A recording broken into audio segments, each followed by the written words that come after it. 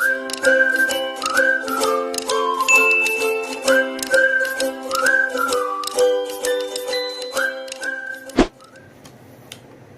back guys!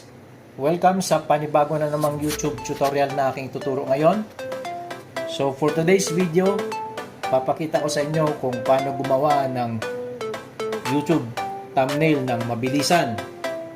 Ito bagay para sa mga baguhan pa lang, at saka kung matagal ka na sa YouTube, pwede mo ring gamitin to, lalo na pagka nagmamadali kang gumawa ng mga YouTube thumbnail para sa iyong mga videos. So magagamit mo ito. Sundan nyo lang ako. Okay. First, ang gagawin natin, ida-download natin sa Play Store yung Vlogstar. So yung Vlogstar, isa siyang video editor. Free. Okay? So ang Vlogstar guys, by the way, matagal ko nang ginamit nung nag-start pa akong mag-YouTube content. So, very user-friendly siya. At saka, madali lang gamitin, madali lang sundan, madali ka lang mag-edit ng video dito sa application na to. So, na-download ko na siya sa tablet ko. So, ang gagawin natin, open natin. So, again, gagawa tayo ng YouTube thumbnail. Ang una, bubuksan natin yung thumbnail. And then, pag nabuksan nyo na to guys, ang maganda dito, meron na siyang mga available templates. Depende kung ano yung klaseng content ang gagawin nyo, ang gagawan nyo ng YouTube thumbnail.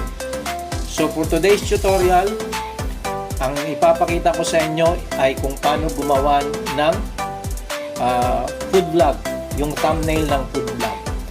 So first, pipiliin natin itong food. So kung makikita nyo guys, meron na siyang mga available thumbnail templates dito. So kung gusto nyo nang mabilis, pipili lang tayo ng template. So for this example, gagamitin natin itong template na ito. So ang gagawin natin ngayon ay gagawa tayo ng thumbnail about how to cook adobo. So i-click natin yung check mark, ibig sabihin nakapili na tayo ng background. So, papalitan natin yung text. So, makikita nyo dito guys sa baba, meron tayong mga iba't ibang option dito. Kung ano yung gusto nating style, kulay, pwede nating palitan dito. So, ilalagay natin how to cook, and then yung isa ilalagay natin adobo. So pinch in and out lang para i-adjust yung text. Kung gusto nating palakihin at paliitin yung text, ilalagay lang natin dyan kung saan natin gusto. Then papalitan natin ito ng adobo. So sa lahat ng mga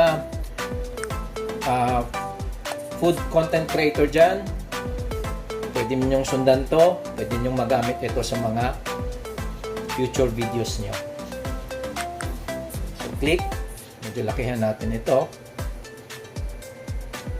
And then next guys, ay papalitan natin yung background.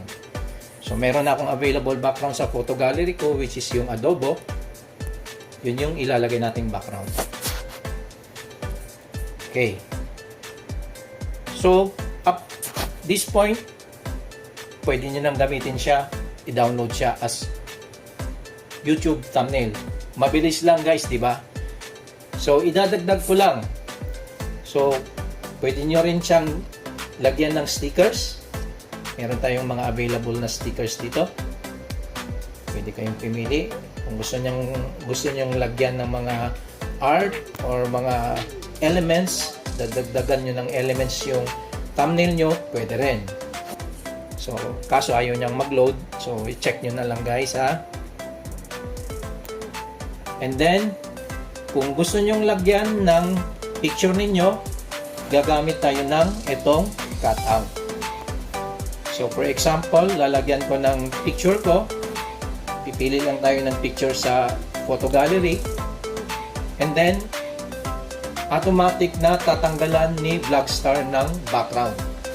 And then, pwede nyo nang ilagay yung mukha ninyo doon sa YouTube thumbnail. So, iusog lang natin ito guys, itong element na to para dagdag visuals. Babalik natin yung picture natin. Yan. So, tsaga-tsaga lang sa pag-arrange na kasi wala siyang lines para guide. So, once okay na, click yung check and we're done. Okay, ganun lang kadali, di ba? Simpleng-simple. So, ida-download natin yung ating YouTube thumbnail by clicking yung checkmark dito sa upper right. So, pag once ganyan na guys, ibig sabihin na download na siya doon sa ating photo gallery at ready to use na sa ating mga videos. Sana magamit nyo sa inyong mga future videos at sana nakatulong. Don't forget to like, comment, and subscribe para updated ka pa sa mga latest video na i-upload ko. Thanks for watching.